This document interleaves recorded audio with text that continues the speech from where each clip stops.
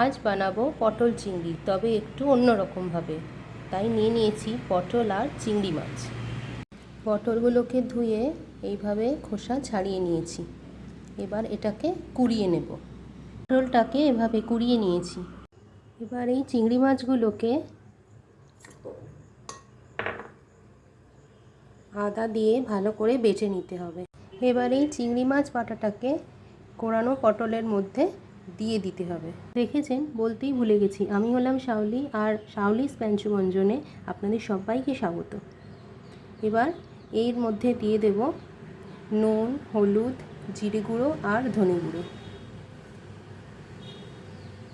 এবার বড় চামচের 2 চামচ বেসন এতে অ্যাড করতে হবে, লাগলে আবার পরে দেব।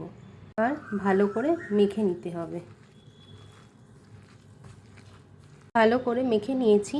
আর হ্যাঁ, এর মধ্যে আমি আরও বড় চামচের 4 চামচ বেসন অ্যাড করেছি। কড়াইতে তেল গরম হয়ে গেছে। এবার এই বড়াগুলোকে ভেজে নিতে হবে। এভাবে বড়াগুলোকে সব ভেজে নিতে হবে। এভাবে বাকি বড়াগুলোও ভেজে নিতে হবে। বড়াগুলোকে সব ভালো করে ভেজে তুলে নিয়েছি। কড়াইয়ে তেলটা গরম হয়ে গেছে। এরপর দিয়ে দিচ্ছি কিছুটা গোটা গরম মশলা আর জিরে ফোড়ন। ফোড়ন থেকে হালকা গন্ধ বেরোতে শুরু করলে দিয়ে দিতে হবে পেঁয়াজ বাটা। এখানে আমি মাঝারি 3টে সাইজের পেঁয়াজ বাটা দিয়েছি। এবার নুন দিয়ে ভালো করে নাড়তে হবে। এখানে আদা, রসুন, টমেটো, কাঁচা লঙ্কা বেটে রেখেছি, সেটা এবার কড়াইতে দিয়ে দিতে হবে।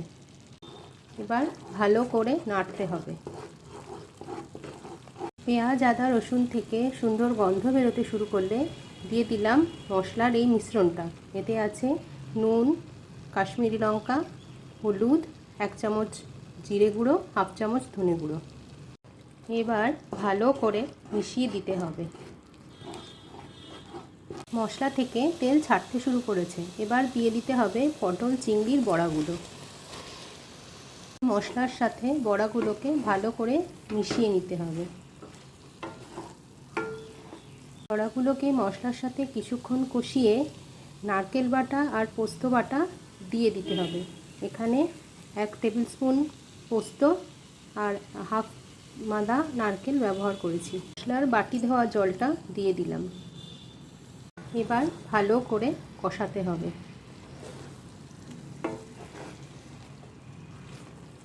গ্যাসের আঁচ কমিয়ে ঢাকা দিয়ে রাখতে হবে কিছুক্ষণ। 10 মিনিট পর ঢাকনাটা সরিয়ে দিতে হবে। এবার আস্তে আস্তে নাড়তে হবে। এবার দিয়ে দিচ্ছি জল। জল দিয়ে ভালো করে মশলাগুলোকে মিশিয়ে নিতে হবে। এবার চাপা দিয়ে দিতে হবে। ঢাকনাটা সরিয়ে নিলাম। আমাদের পটল চিংড়ি প্রায় তৈরি হয়ে এসেছে। চারিদিক থেকে কেমন তেল ভেসে উঠেছে।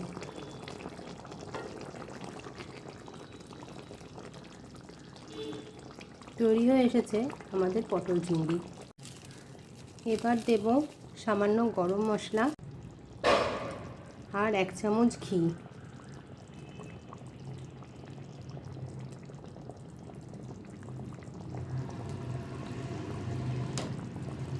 দিয়ে ভালো করে নেড়ে গ্যাসটাকে অফ করে দেব। তৈরি হয়ে গেল আজকের পটল চিংড়ি, একটু অন্যরকমভাবে। দুপুরে বা রাতের খাবারে এই পটল চিংড়ি থাকলে আর অন্য কিছু না হলেও চলবে।